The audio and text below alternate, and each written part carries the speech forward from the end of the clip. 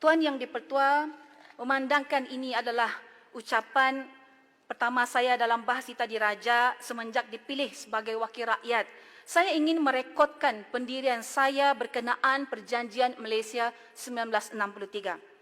Saya terbaca dalam laporan akhbar berita harian pada 11 Mac 2020 bahawa Perdana Menteri Tan Sri Muhyiddin Yassin akan mengadakan mesyuarat dengan parti-parti dari Sabah dan Sarawak berkenaan hal ini untuk memenuhi kehendak rakyat Sabah dan Sarawak seperti termaktub dalam perjanjian berkenaan. Kerajaan Pakatan Harapan sebelum ini cuba meminda perkara 1/2 perlembagaan pada 9 April tahun lalu tetapi gagal mendapati majoriti 2/3 untuk diluluskan di Dewan Rakyat. Tuan Yang di-Pertua, perkara tersebut telah mengecewakan ramai orang Sabah, mungkin juga rakyat Sarawak sendiri. Maka dengan itu, sekiranya pindaan ini dibentangkan semula dalam masa terdekat, saya berharap penantian yang sudah sekian lama ini berakhir dengan berita yang menggembirakan. Kita berharap agar Perdana Menteri akan mempercepatkan hal ini agar jawatan kuasa khas Kabinet untuk pelaksanaan Perjanjian Malaysia 1963 MA63 bukanlah satu kerja yang sia-sia.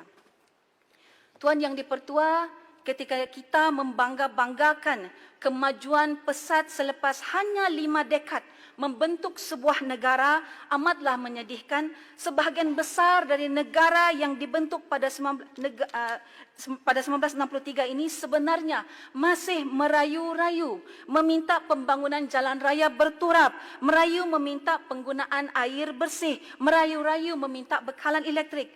Tuan Yang di-Pertua, pembangunan tidak sama rata di wilayah Sabah dan Sarawak berbanding negeri-negeri di Semenanjung selama ini bukanlah masa depan yang diharapkan ketika negara dibentuk pada 16 September 1963. Tuan Yang di-Pertua, dengan ketidaksamarataan pembangunan asas yang dihadapi ketika ini, bagaimanakah kita boleh berdiri sama tinggi, duduk sama rendah, sedangkan kita ibarat bermain di padang yang berbeza? Jika kita mahu melahirkan rakyat yang boleh menjadi job creators instead of makan gaji dengan izin, janganlah sekali-kali mensiakan potensi di Sabah dan Sarawak.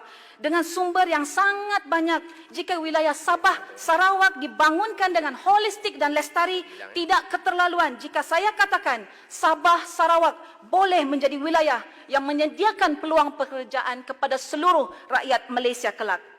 Tuan Yang di-Pertua, terdapat beberapa perkara mustahak Sabah Sarawak yang perlu diambil tindakan segera.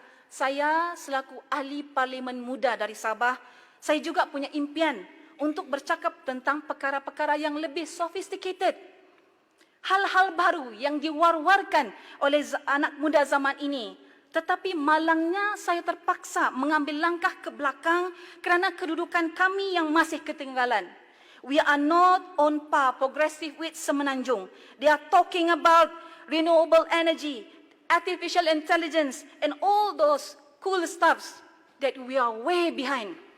Tuan Yang di-Pertua, ada banyak lagi yang saya ingin bahaskan pada hari ini selaku anak muda yang mahukan perubahan untuk Kota Belud, untuk Sabah yang lebih baik.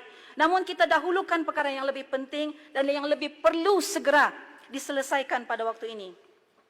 Sebelum saya mengakhiri bahas Siti Diraja saya pada hari ini, saya ingin memetik satu quote daripada Simon Oliver Sinek yang berbunyi, "Leadership is not about the next election.